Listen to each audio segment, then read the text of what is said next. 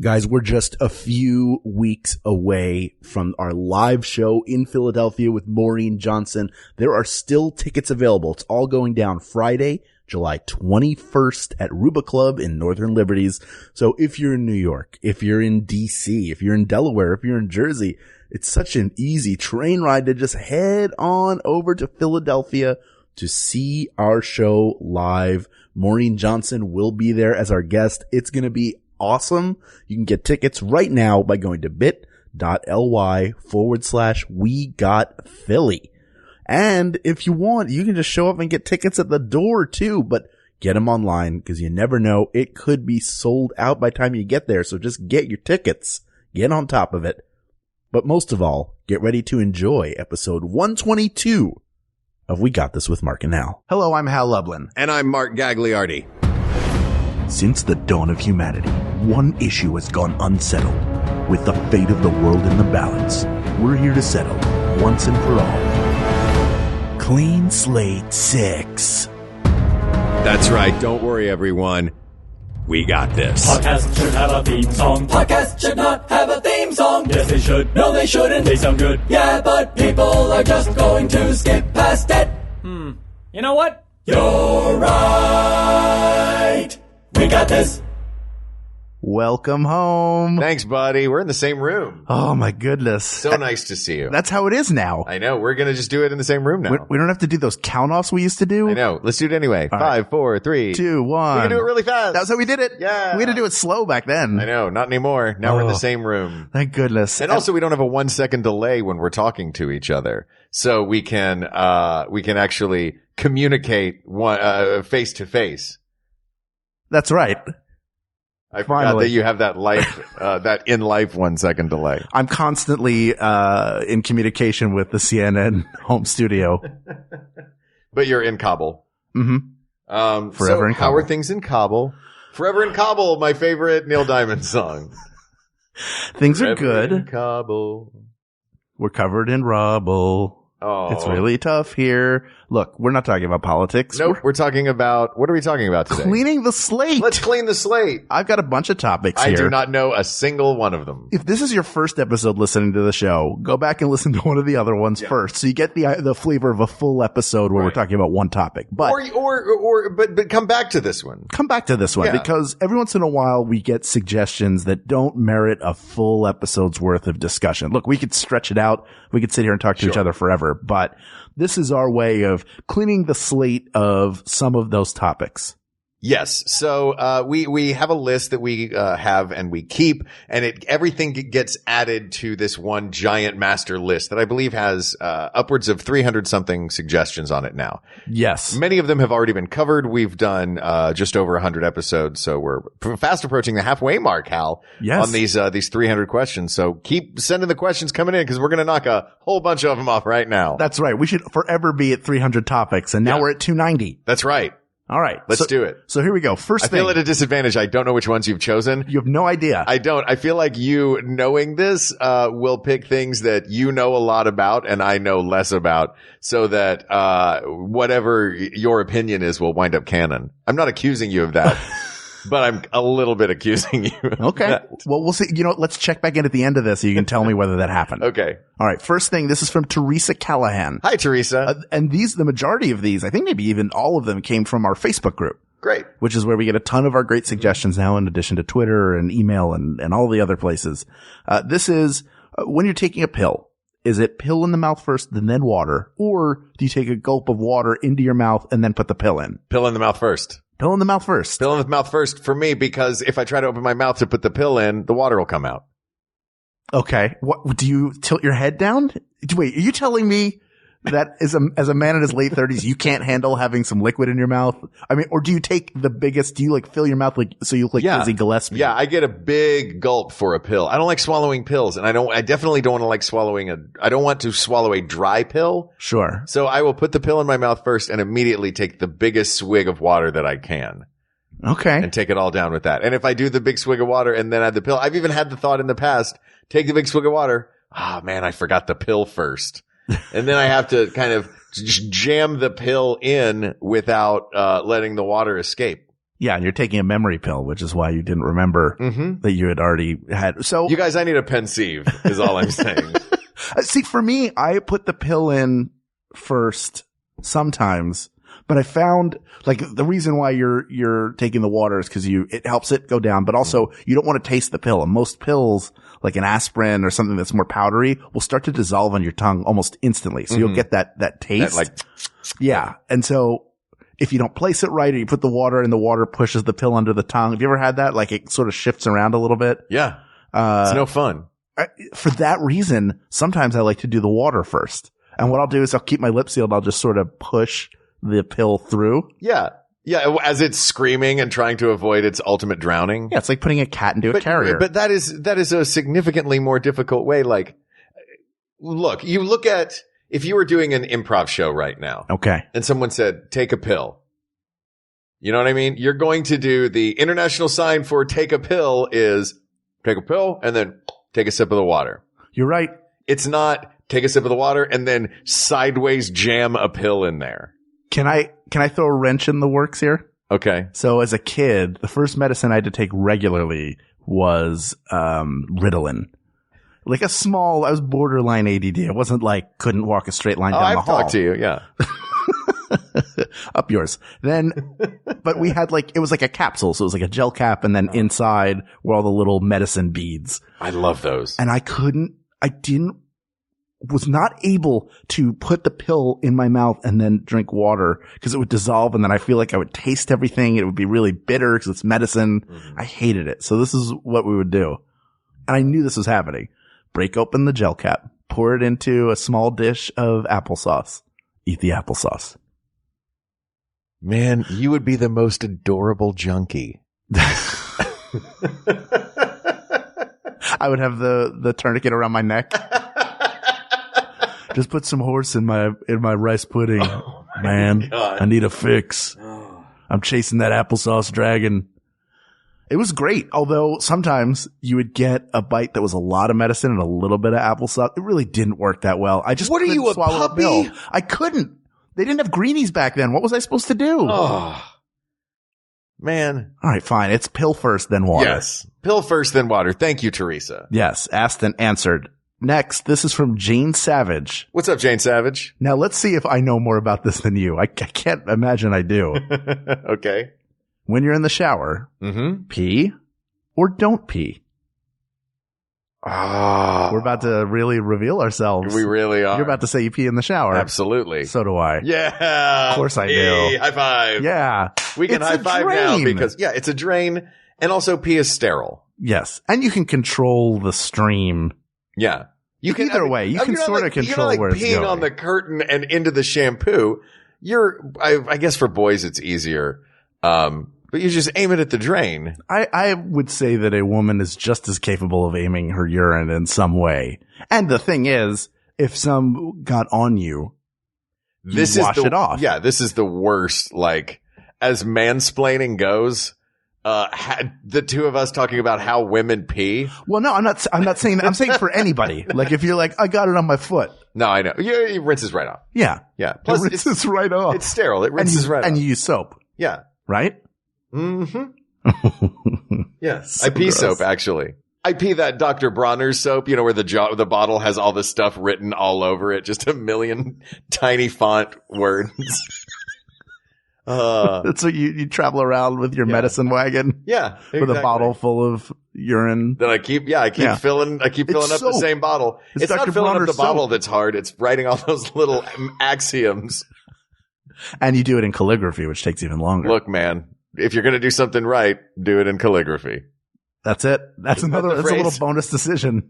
That's going to be our next t-shirt. Great. Coming in 2025. So the answer is, look, is there a downside to peeing in the shower? Well, I mean, it's gross that you're urinating in there, no matter who you are. It is fine. No, it's not a question of if it's fine. Mm-hmm. Look, I ate apple pie in the shower. It was fine. Mm-hmm. Was it something that anybody should do? Probably not. Let me ask you this. But it was fine. What's your cutoff for a shower Number that you will pee in? No. No, okay, because I'll give you my cutoff for a shower that I will pee in. Okay. My own shower, no question. Right. a shower at like a gym or a public use shower, I'm going to aim real hard for the drain, but I'll probably still pee in it. Maybe I might. House guest, I won't do it. Never. No, not somebody else. That's like a home the cutoff. thing. Yeah. Yeah. I feel like public versus staying at someone else's home. That's the cutoff. So this one, it comes with a condition that you be at home. As long as you're not at someone else's, as long as your being in the shower does not require someone's hospitality, you're fine. But at the gym too, or a public shower, it's gross to do it. Like that's got to be somehow some extenuating circumstance where you have to, because if you think about it, it's not my first choice at a public thing. But I'm not going to rule it out if I really, really, really have to pee and I'm in that public shower. But other people are probably peeing in there too. It's sterile, man. It's just pee. But it's all right, fine, you can. We decided it. It's fine. Asked and answered. It's gross. I'm not a germaphobe, but it's gross. There's no germs. You are standing in pee. Not germy pee. You don't know. You know what you're not going to get if you're standing in pee? Athlete's foot. You think there isn't sick pee? They look at your pee and they're like, this is cloudy. You're sick. Man, they know. The people checking my pee are never checking for whether or not I'm sick. Well, you don't have a good pee doctor. Not my fault. You're in LA now. You have to have a pee. Oh, you have to have a pee doctor. Oh God. Let me take you to my pee doctor. He's so good. Yeah. He's amazing. He's Penelope Cruz's pee doctor. Oh my good. I had no idea. Yeah, it was, not anymore. Not since the incident. Oh my goodness. Anyway. All right. What's the next topic? Okay. This one. I don't know who those two guys are, but I like them. I hope they come back. Yeah. Oh, they'll be back for sure. Teresa Callahan is back. Oh, good. Hi, Teresa. Hi, Teresa. Did you go on a frenzy and just like, I'm just going to sit here in front of my computer board one night and write like 20 of them? Yeah. Or you know what? Some people suggest a lot over time, but their suggestions just fall in that clean slate range, which is okay. Right. I love it. It's okay. We appreciate any suggestion. Absolutely. Teresa wants to know, do all of your clothes need to face the same way in a closet? What is the correct way to hang them? I'm pretty meticulous about my closet. Yes, I am as well. I always have the hangers hanging one way so that if your arm, you never have to go underhand to hang up a hanger. Correct. So the hook part of the hanger should always be overhand facing into the closet. Yes, you should, in one motion, you should be able to just put the hanger on the closet rod, the hanging rod. And I always aim my clothes based on where I'm going to be, based on what I will be looking at. So if I'm standing in front of my closet, then the clothes on the right are going to be facing toward where I'm standing in front of my closet, and the clothes on the left are going to be facing toward the middle. Everything faces toward the middle because I want to look at the front of my clothes when I'm choosing. Yes. They should be facing the door. When you stand at the front of your closet, you should see the front of everything. Because if I walk in, so my closet, you walk in and you have the rods on either side, so the clothes should be facing you so you can see the front of them. If they're in profile, then the front should face the right. Okay. Really? Yes. Because that's how you're hanging them, right? If the way you put it is hook over the rod. Yeah. Then the left side of it is the back and the right side of it is the front. How do you figure that? I could just as easily have the hook over and the clothes be facing to the left. You could, but that would be wrong. Like if I was looking at the jacket on a hanger, then the hooky part of the hook would be on the left at the top, right? Then that means that I could. Right, but you move them, you slide through them like you read left to right. Well, now you're adding different elements. Now I'm confused. Maybe you're right. You're adding so many different, the reading left to right does make sense. Right. So if you're turning them like pages in a book, are you looking on the?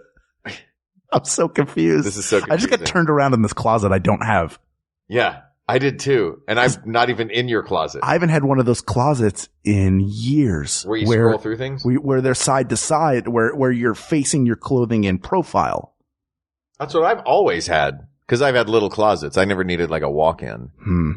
So you're saying you hang it. We agree on how the hanger goes. The hanger is overhand. And we agree that all the clothes should face the same way because otherwise, what are we doing here? Yeah, because otherwise we are monsters. Yeah, why even hang them at all? Wait, is the question, should they hang the same way, or is the question, which way should they hang? It was both. Do all your clothes need to face the same way in a closet? Yes. what is the correct way to hang them? We've established how the hanger goes. Right. What about this? If it's a shirt, do you button top button? Do you button second button? Do you button any of the buttons? At the very least, top and bottom. And bottom. Interesting. But what I really like is all the buttons except maybe the top one, because then you can just unbutton one, it comes off, and you can just slide it over. You don't have to do the whole unbutton and rebutton. Because they don't make garanimals in your size? What are garanimals? What are those? Weren't those the clothes? Wasn't that the name of the clothes that had the... You could always wear a tiger with a tiger or an elephant with an elephant. They were little outfit pickers for kids. I had no idea that existed. Oh, yeah. They were late 70s, I think. Is that why I'm not coordinated in any of my clothing at all? Yeah. Yeah. Okay. You know what? You should just start looking for the little logos on your clothes. Well, then you tell me how they should hang. I think, well, for me, it should, I always like to hang my clothes just the, top or second button on a shirt, just so it doesn't fall off the hanger. Great. With folding clothes, I always fold clothes. I'm going to sound like a crazy person. Alternating. Like a t-shirt, if I fold up a t-shirt, I will have neck at the top, neck at the bottom, neck at the top, neck at the bottom. But that's not hanging. This is stacking. Right. But this is a completely different topic. Well, it's still closet folding clothes. We're far afield right now. When was the last time that would be considered far afield for us? Well, we've gone from the closet to a bureau, although my bureau is in my closet. I don't have a bureau. I use the shelves of the closet for the clothes. Oh, you simply have to go to my bureau guy. Oh, you have a bureau guy? Oh, my goodness. Same person that does Penelope Cruz. Oh, my God. After the pee doctor left her. Because of the incident? The bureau guy doubled down. Oh, jeez. Now she has 2 bureaus. Does she pee on them? Of course she does. It's her. They're her bureaus. She can do it. That's where she draws the line. What's next? In P. Did we ask an answer? Wait, I want to know, do the clothes face to the left? Is the front facing the left or the front facing the right when you're looking at it in profile? We haven't settled that. If you're looking at it in profile, for me, the front faces, this is just purely, my desire. Okay. It's when I'm in the middle. So the clothes that are to the left of me will face toward me. So they will be facing to the left. The clothes that are to the right of me will be facing, or those clothes, the clothes will be facing me. If I'm standing in the middle and I stuck my arms in and I parted the clothes in half. You have 2 fronts. I would have 2 fronts that would be facing each other like they were going to tug of war with my affections for these clothes. I was going to say it's like a class picture. And your hands are the sign that says the school and the grade name and the year. Exactly. All right, I'll take that. Yeah. Choir style. I will yield to you. Right. See, you're the expert here. Oh, all right. You thought I was going to know more than you did about the topics. You usually know more than I do about things, Hal. BS. All right, Ruth Ellis. Hi, Ruth. Here's another home organization. A lot of people are very concerned about their home organization. Hello, okay. Ruth. Tines up or tines down when loading silverware into the dishwasher. First of all, tines are only on forks. Mm-hmm. They're the pointies on forks. Yeah. So we're talking about if it's a butter knife, is it blade up, blade down? And then the spoon, is it bowl up or bowl down? Correct. Okay. I have gone back and forth on this one. Okay. I will give you my pros and cons of each. Okay. And tell me. Please jump in on this. All right. Do you have a dishwasher? I do. And the side that says dirty is there, so you know it has not been run yet, and there are dirty dishes in there right now. All right. High five for that. Right?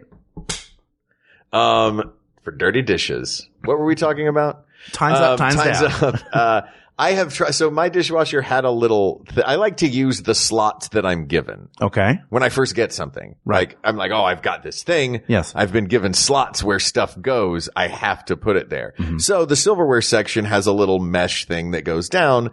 So it won't fit the tines. It's like the top of one of those toothbrush holders in a bathroom. Right. You know where they'll have the 4 slots. holes? Yeah, the slots for them. Sure. And for a while I was like, I'm going to do this and I'm going to go tines up just because that is how this thing tells me to do it. And then eventually I realized it took me twice as long to load the dishwasher as it did to just grab them by the handful and toss them in tines down, which seems to go faster maybe because they're heavier at that end. Tines or blades are spoon down, and they always get the exact same amount of clean. Right. I'm the same way. I will load them quickly as long as they all face the same way. I mean, in reality, it kind of doesn't matter. Mm-hmm. But for the unloading, let's say your hands are a little dirty when you're when you're unloading the washer. Why would you have dirty hands unloading a washer? I don't know. Hang on, let me put peanut butter all over my hands. I gotta empty this dishwasher. It's the only way they'll stick in my hands. I have very slippery hands. I'm nervous and they get sweaty. Thanks for revealing my dirty secrets to everybody who listens to the podcast. Your dirty secrets, all your stuff has peanut butter on it. And pee. I also pee in the dishwasher. It's sterile. I open it up. It's a drain. But when you open it up to unload it, you have all handles, so you can just easily grab it. But right, that's a good point. I didn't think about that. Yeah. That to unload it, you literally are just grabbing a big wad of handles. Yes, you are. Now, do you organize, I'll take the time loading it to make it easier to unload. So salad forks, get a container, dinner forks. Oh, no, I never soup do that. spoons or tablespoons, teaspoons, and then knives. Cause then you can just go boom. Putting them away takes no time. Cause I like loading it. I don't mind loading it up. I like the act of clearing the sink of dirty dishes and stuff. But then unloading it, I want it to be quick. Yeah. And it doesn't take, in reality, it doesn't take that long to sort them out, but I like do that Zen moment. Yeah. The sorting moment. I like to grab a big wad of silverware and stand in front of that silverware drawer, and it takes, 15 seconds to just go, this one, drop, and sort them into there. It's very satisfying at the end of it for me. Do you put the dishes and the silverware in caked with food, or will you rinse or No, you gotta them off? rinse first. Yeah, I do that too. I've never owned an expensive and nice dishwasher. Right, but no matter what it is, even the ones that are supposed to do their job, it's better to just because it'll just cake the food on there, which isn't terrible. It just means you have to scrape it off later. That's annoying. Look, I feel you, man. I like the sprayer, the super sprayer, sink. What's the faucet? Thank you. I couldn't find that word. Right. The super sprayer faucet where you pull the thing off. It's got the hose with a trigger. Yeah. Here's did you ever do this trick as a kid? I loved this one. If you had the little sprayer that sat on the side. Yes. You know the one I'm talking about? Yes. You would have to push the button and that would, switch it over. If you have that one, you press down the button, you put a rubber band around it. So whoever walks up to the sink and turns on the water is going to get sprayed by the shower. What a jerk. Yeah, it's really funny bit. Who did you do that to? My mom. I didn't do it to anyone. I just did it to our sink at home. And my mom turned it on, which I think would have been funnier if it were my dad because my mom doesn't swear. Not even in that moment? Not even in that moment. My mother does not swear. Yeah. She's such a I could give you woman. a list of all of the words that she won't say, but no one will understand what we're saying. Can you give me some of the words she says instead? Everything is shoot. Everything always shoot. Shoot. Shoot. Yeah, that was it. Everything is shoot. My father. She also has 2 concealed weapons permits, though. So fair enough. My father-in-law will say, "God bless." Oh yeah. I guess that's a so great. One. Yeah. So great. And he's not even saying it crazy. It's just more like a declaration of, well, God, I can't even believe this. He's so even tempered. I love you, Ernest. All right. So we've settled that. Yeah. Everything's Times down. Times down. Times down. Times down. It's fine. Yeah. Okay. Catherine Bliss asks, are they called lima beans or butter beans? Aren't those 2 different beans, Mark? I have not looked this up, so I don't know. All right, I'm going to do it right now. Let's look it up. I think I've always called them lima beans.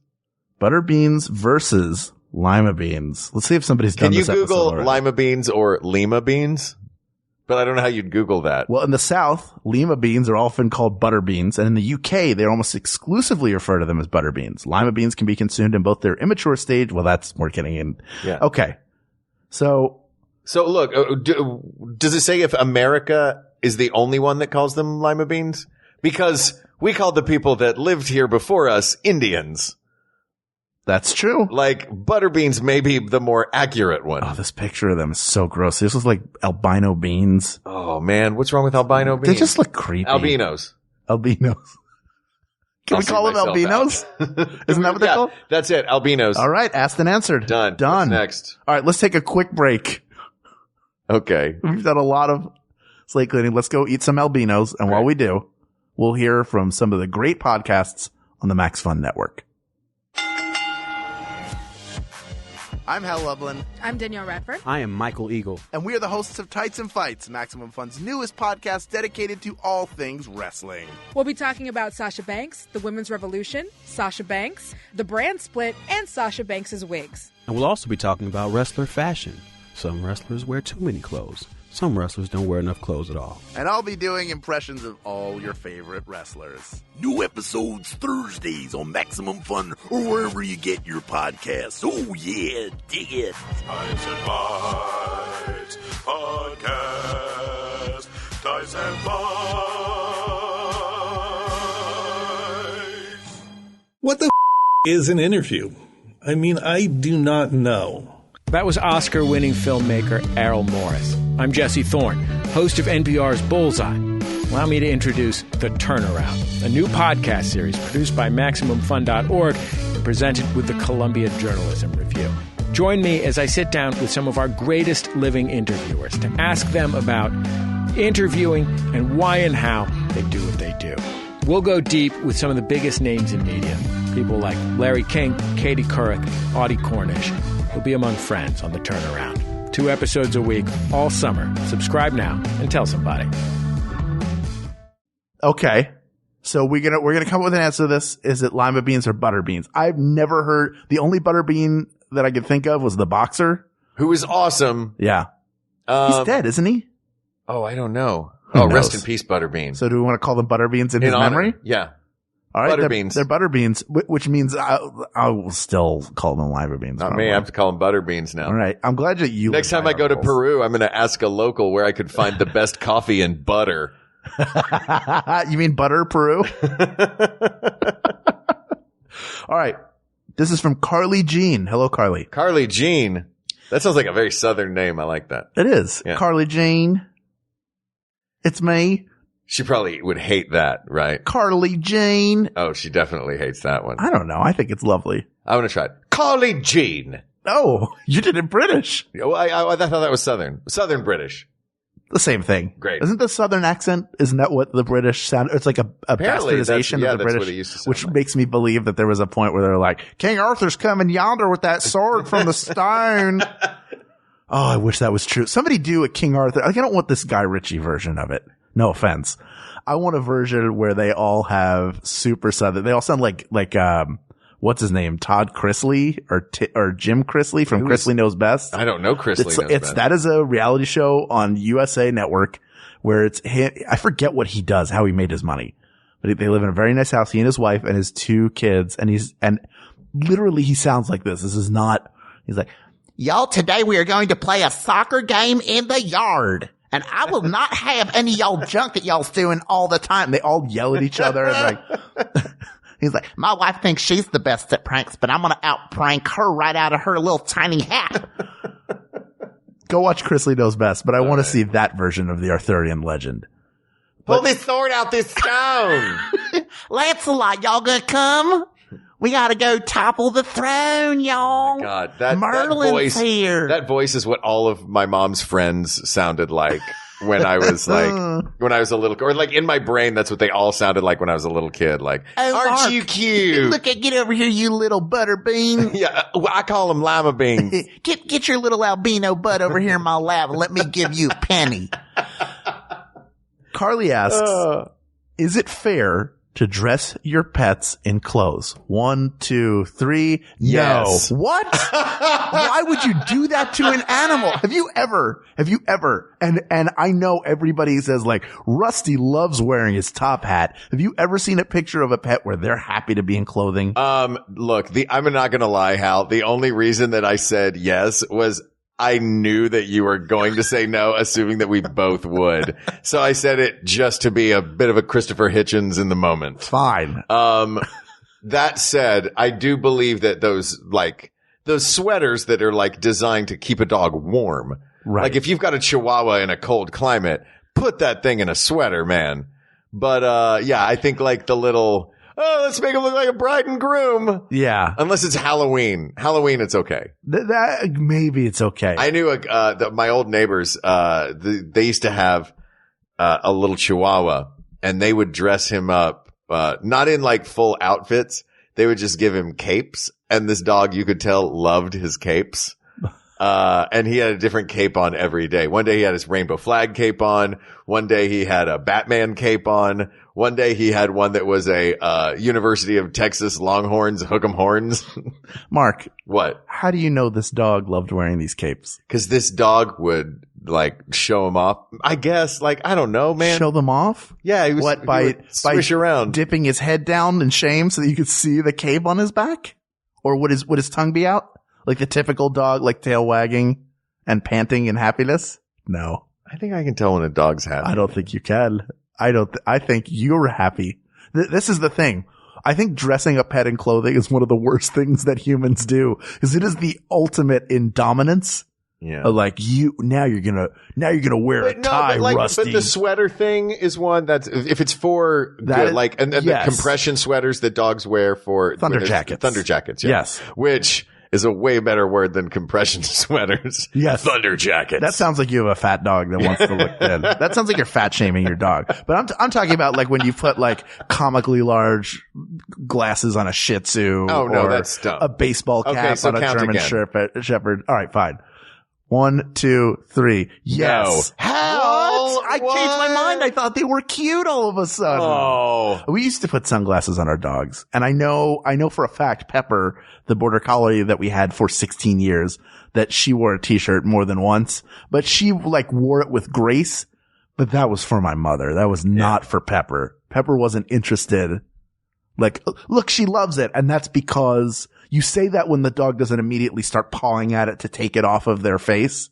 And that just means when they're the monkey that grabbed the hand going to the lab. That's your pet loves you so much. It's willing to sit there with those dumb glasses on its face because it wants to make you happy. So don't say that your basset hound is happy to be dressed up like a banana. Maybe some pets are. Look, if your pet, I'll tell you what, if you're one of the people in the world, pet shaming, and you love your pet genuinely loves being dressed up, send a picture of that to us and tag Can I Pet Your Dog too. So, send us a video. Actually enjoying we want to see your dog actually enjoying, and we'll tag Can I Pet Your Dog too, and us. I bet you they're for it. Can I Pet Your Dog? Yes. I've not heard their stance on it. I'm sure that they've put one out there. I'm sure that they think it's adorable. I don't know if I've seen Pistachio in a ton of outfits.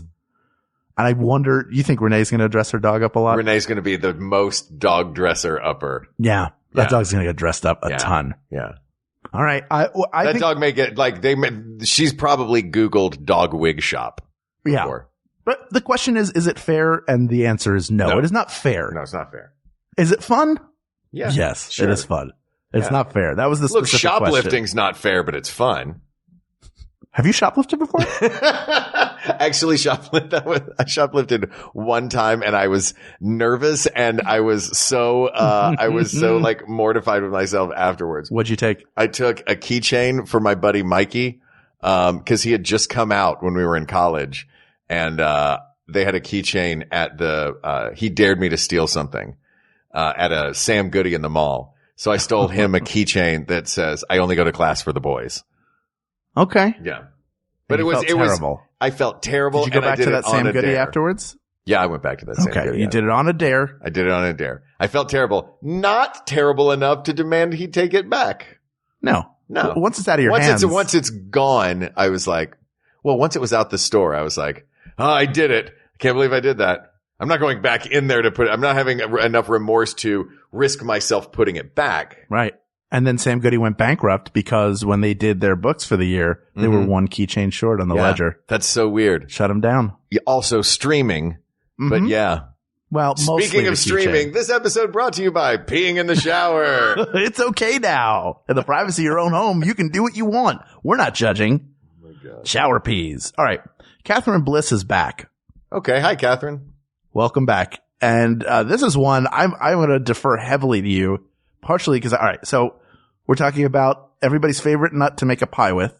The question is it pecan, or pecan? Pecan, pecan, or pecan. It's not pecan. No, it's not pecan. No way. That one's out right away. It's either pecan pie or pecan pie. Pecan pie. Pecan pie. Pecan. Oh no. Yeah. Pecan. Are you doing it with a fake Southern accent? Well, one of them is pecan. It's spelled PEH-CAWN, which is pecan. Yeah. But it could be pecan. We grew up calling pecan them, pie. we grew up calling them pecans. Pecans. Like the nut itself, we always, oh man, this is now becoming one of those words that if you say it so many times, it means nothing already. Weird. Pecan. We always called them pecans growing up. Pecans, you mean? Oh God. Pecans? Pecans. Pecan. So that's what I always, Hal has lost his mind. Sorry. That's what I always called them growing up. Okay. Was, pecans. But I think I would rather eat on Thanksgiving after a big Thanksgiving dinner. I don't think I want a pecan pie. No? I think I want a pecan pie. Pecan? You know what I mean? That's what it is? I want a pecan pie. I have trouble now, because now I'm thinking about When Harry Met Sally. I would be pleased to partake of your pecan pie. Pecan pie. Pecan. They're pecans. Right?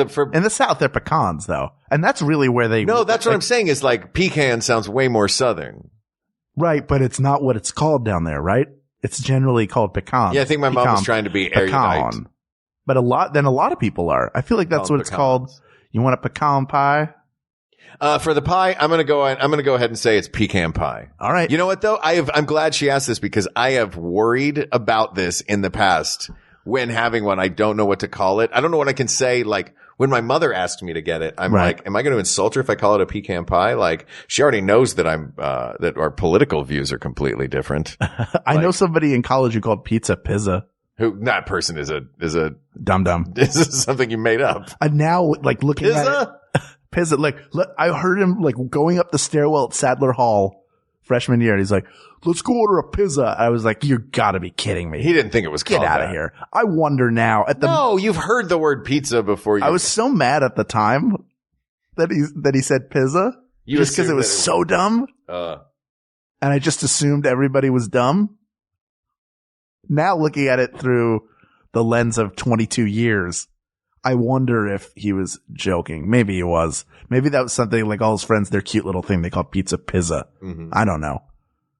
But we're do that, just call it a piz. Now if they're I'm going to go down to the calf man, take a piz. Did you ever get in trouble for taking too much food at the dining hall in college? No. I did. I wrapped like... Oh, like, because how would your meal plan work? Because we just, like, our meal plan was a debit system, so we just... Yes. You bought whatever you paid for whatever you bought. Ours was, you get a certain number of meals per week. So if you get like a 18 meal plan, I think was the most. So I had that. So I could do twice a day at least, and then you're on your own for certain meals. Mm. I would go, but you know, they would have these really good cookies. They were like chocolate chip cookies, but they had M&Ms instead of chocolate chips, which I had not had up to that point. You really? I was like, what is this? I've got to have more of this. Well, I can only have it when I'm here? I say no. Fine. I shall never leave. So you get a napkin, you open it all the way up, and you stack 10 to 15 cookies in it. You wrap it up, you try and put it in your book bag. Unless... How many points is that? Oh, because I'm a Weight Watchers now? 4,923. So the woman who ran the dining hall sees that I have it. It's like, he comes over and is like, "You can't have those. You got to put them back." No, she was like, "You have to throw them out." I couldn't put them back because I'd already taken them. But she wanted me to throw them out, which is super dumb. How about you can have these, just don't do it next time? No, this is her lunchroom. Did she stand over you and make you throw them out? She was like, you got to get rid of these. You can't take these with you. So I wasn't going to eat them all there. So what did I do? I used them to make 2 letters on the tray, which I left on the table. Do you know what those 2 letters were? F and U? That's correct. Wait. And what is this like unhelpful vindictiveness? I was so mad. I wanted those cookies and she was just going to throw them out. What kind of justice is that? Look, I know that I did wrong. I knew I was doing wrong when I took the cookies. Yeah. I committed a crime. I shoplifted cookies that we paid for with our meal plan. Like some kid, like they were going to run out of cookies. Come on.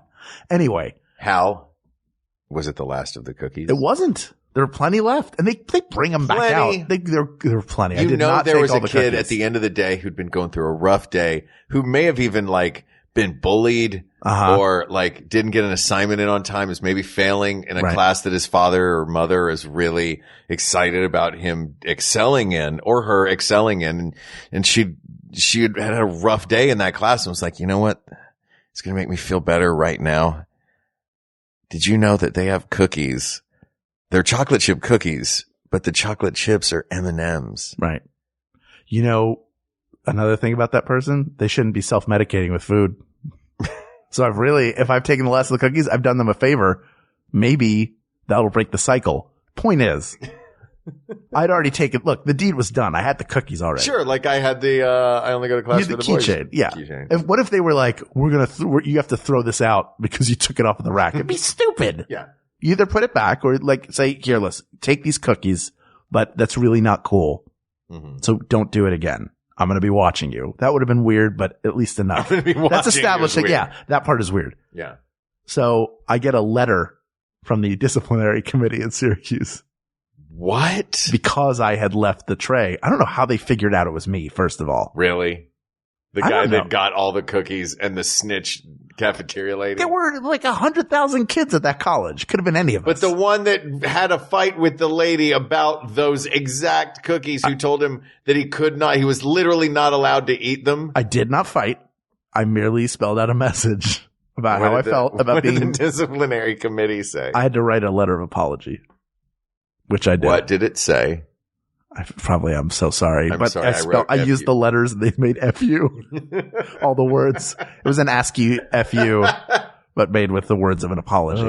You should have done the whole apology in cookie. It would have taken a football field. I am heartily sorry that my actions on this, shoot, I'm out of cookies. Anybody got a box of Thin Mints? Day have caused you any. These are good. These are better than those M&M cookies. Oh, man. All right. So anyway, we're saying pecan? Yeah. If you get candied pecans, those are pecans. No, I get candied pecans. I think the word is pecan pie. I think the word is pecan. Then that's the answer. It's pecan. Even if it's weird to say pecan pie, like pecan pie. Pecan just sounds more delicious. But they're pecans. They're pecans. I mean, look, there's a Merriam-Webster dictionary, of pronunciation. Yeah, right? But we're not here. People don't come to the dictionary. They come to us. That's true. We're setting the standard now. Oh, is that what we're doing? Mm-hmm. For easily checked factual things? Yeah. Great. Let's do a show called Dictionary where people just give us real words and we tell them what the definitions are. Yeah, that's what we're doing. I don't mean to be, I think this is a wonderful question. I'm just giving you grief. Yeah. And they're pecans, Catherine. Yeah. Thank you, Catherine. Mike Martinez. What's up, Mike? Mike Martinez is one of those guys who is constantly on the Facebook group. Hi, Mike. Mike, thank you for keeping the conversation going. And so, Catherine, a lot of these people are on our Facebook group a lot, which is awesome. Like they really, it is the best place on the internet, the best group. I've never seen a serious argument break out. And I think that's because we're all just arguing about ketchup on a hot dog and TV shows and stuff. So, Mike, thank you and thank everybody for making that such a great community. Amen. Mike wants to know, when you're playing pickup basketball, half court or full court, do you know what that means? Yes, I know what that means. Okay. Half court. You think half court? Absolutely. Even if you have 5-on-5? Even if you have 5-on-5. Why? Because a pickup game that ain't your court. Why can't you have twice as many games going? That's a good point. I would say anything up to 5-on-5 should be half court, and 5-on-5 works half court. Like if there are people waiting, if you're in a New York City park where there's a basketball court and there are people waiting to play and you're playing a full court game, you're a jerk. Yeah, but that's sort of the rule of the playground is you wait to get into that game. So you sit and you wait and the losing team leaves, the winning team stays. And so you're putting together these groups of basketball players maybe that are challenging. Maybe because the space is at a premium. You could have twice as much of that happening. You could. I'm saying in most courts that would be the case. By the way, I don't play a lot of pickup basketball, obviously. I've played a fair amount in my day. I am just simply a socialist who's saying cut it in half. Everybody gets some. But here's the other argument for full court. When you play a sport, a pickup, like if you're playing football with your friends, what is it you're really doing outside of playing footballs? You're pretending. Goofing around with your buddies. You're hanging out with your buddies, goofing around, but you're also pretending like for a moment. You're a wizard. For a moment, you're a wizard, Harry. Yeah, you're a wizard, Harry. For a moment, you feel like basketball player, Hal. You're not like, you're like Johnny Unitas. You're not just Mark Right. playing quarterback. Right. There is a full stadium around you. Yes. And playing full court basketball gives you that experience of having to hustle up and down the court. That's true. So, but for pickup games, and I think when there are a ton of people, I think you're 100% right. Half court is better, especially like 3-on-3.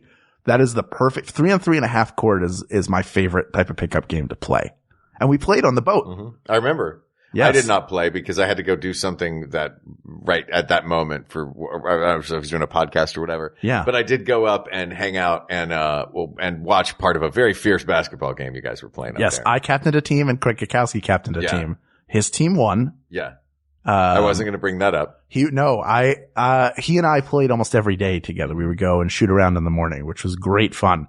In a game situation when the pressure's on, I do not play well. Not in this shape, certainly. I was like winded in 10 seconds and nervous, but I put because together. when it's just you in the morning, you're playing horse. You're not going to play 3-on-3 horse. Exactly. But it was a lot of fun. And Craig, surprisingly competitive as a basketball player. He's a competitive guy. He is a competitive guy.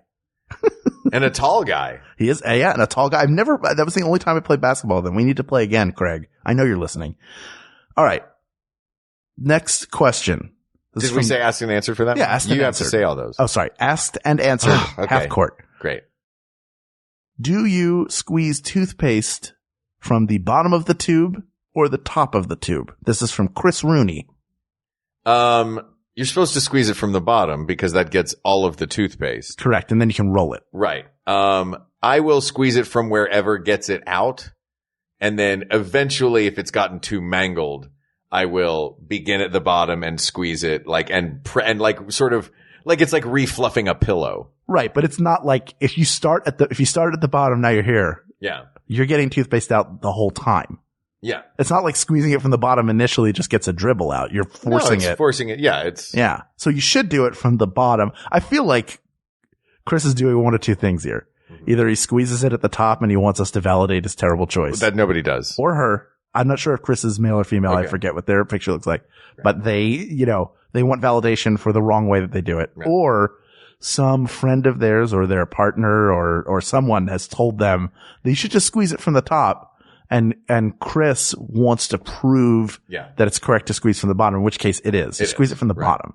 Also, if you are out of toothpaste and you didn't remember to go get more toothpaste and you've done as much squeezing as you can possibly do on this toothpaste tube and there's no way that you can squeeze more out of it. I have two techniques for you that will work. Okay. One, suck as hard as you can to get the last little bit of toothpaste out, and then it'll land on your tongue. You just wipe that onto your toothbrush. Okay. The other one, flip it around, get some scissors, cut the bottom of the tube off, stick your toothbrush in there, and chimney sweep it around and get the rest of that sweet, sweet tooth nectar.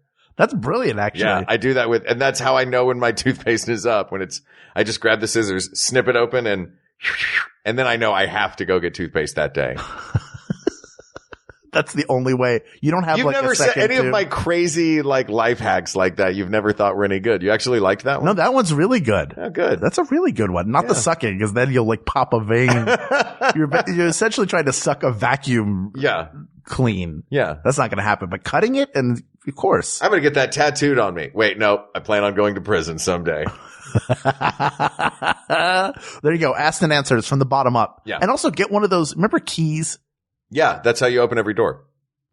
Including the door of toothpaste. Yeah. Toothpaste. You do the little key, like the wind-up toy thing that you put on the bottom so you can, you had a toothpaste one? No, I didn't, but I knew people who did, and I thought it was so cool because you put it on the bottom and then you'd use that to roll it up. I love your endless fascination with pointless technology that was designed to make life easier, but simply the act of purchasing it made it harder. It's not. It's so easy. It's so easy. What about the things they have now where they're like the rollers that you pass stuff through to dry it? And you put the toothpaste in it. It's like a little thing that it squeezes for you. You just work it up. And that way you're sure to squeeze everything out because it is like squeezing it flat. Still going to cut the bottom off that thing. Fair enough. All right. Last thing. Wait, you got to say asked and answered. Oh, asked and answered. Sorry, we haven't been together in the same room for so long. I know. This is the last thing. This is a personal question. Oh, okay. And this is one that I put it last because maybe we wouldn't get to it, but here we are. Wow. the best thing that both of us have been in. I assume it's something that both of us have appeared in instead of you tell the best thing you're in, I tell the best thing that both of us have been in. That's easy. And that's Kitty Loescher. Kitty, thank you for the thoughtful question. Yes. I think it's easy for me. Go ahead. Thrilling Adventure Hour. Absolutely. 10 years, man. Yes. That was our life for 10 years. And Longer, yeah. I mean, it still is. We're still doing things. Yeah, Thrilling Adventure Hour is the greatest. Yeah. Was the greatest gift of a show ever. And that's how Hal and I, we worked together at Second City before, but yes, that was how you and I became super tight. That's how we know Annie and Craig and Jackson and Paul and Paget and I'm not going to start naming names because I'll forget, but the whole, like, everybody, we all came up. I feel like there were people started that show at different levels, but I think over 10 years we all came up together. People got married and had children. I mean, it was. There were deaths in the family. I mean, there were so many things that happened, and also a lot of the other things that we've done together since, like Night Vale and Which Venture is a brilliant Brothers. show. Venture Brothers, brilliant show. But those came from Thrilling Adventure Hour. Yeah. That is the thing that has helped us get to where we are. You'd be doing Drunk History no matter what. Right. That is completely separate. Yeah. You'd be drunk and telling stories. It is completely separate, but there's a lot of crossover because we all have kind of come up in the same community of friends. Absolutely. But that's an easy one. If you're listening to this show, there's some people who discovered Thrilling Adventure Hour through this show. Oh, please listen to Thrilling Adventure Hour. Yeah, if you haven't listened to it yet, it's a brilliant listen. And I'm interested, let us know how you are listening to it, because the way, we did it as an hour-long stage show that was broken up into 3 segments, but then those 3 segments were all podcast out at different times. So there are people who are fans of one segment or just another segment. We have a lot of Thrilling Adventure topics that we'll find some way to get to. Right. But that'll be another time.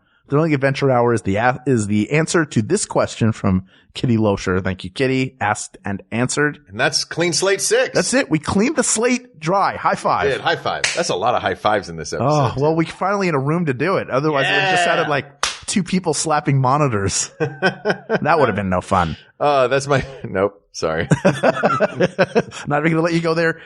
This is the end of this episode. We got through 10 topics. And that may seem like a lot, but we have so many to go and so many more that have yet to even be suggested. So we want you to suggest them to us. How do you do that? It's easy. You can email us at wegotThisPodcast@gmail.com, or you can go to the Facebook group. That is where so many of these came from. Facebook.com/groups/WeGotThisPodcast. It sounds like you really want them to go to the Facebook group. I do. I love it there. I do love it there so much. I know you do. I got to go over there more often. You can also reach out to us on Twitter at WeGotThisTweets, or check out the Maximum Fun subreddit. There could be a flame war happening there too, Hal. I'm sure there is. Thanks as always to our musicians, Jonathan Dinerstein and Mike Furman, for our score and theme song, respectively. Thank you to producer Ken Plume, to graphic designer Uri Kelman, researcher Kate McManus. Stop right there. Yes. I want to say a particular thank you to Kate McManus. Oh, go ahead. And apologize because in one episode, I said, normally I have a Wikipedia page in front of me right now. And she tweeted at me, a Wikipedia page, huh? Kate McManus does a great research packet for this show. Yes. The Wikipedia pages are a supplement to it that if I need to look up something on the fly, I will dive into. Kate, we appreciate you and your research packets. You have no idea how much easier you make our lives. Thank you. Absolutely. And also thank you to QA engineer Jen Alba. Thank you, Jen Alba. That's it. And thank you. No, it's not it, Hal. Oh, is it? No, it's not. Thank you to you, our listeners. Whether or not you are in the Facebook group throwing out questions at us, or if you are just in your car listening and enjoying the show, thank you so much for letting us be a part of your life. We are trying to make sure that the important issues in the world are covered, and we appreciate your help in doing that. Thank you. Thank you. For Hal Lublin, I'm Mark Gagliardi. And for Mark Gagliardi, I'm Hal Lublin. And don't worry, everybody. We got this. We got this. MaximumFun.org. Comedy and culture. Artist owned. Listener supported.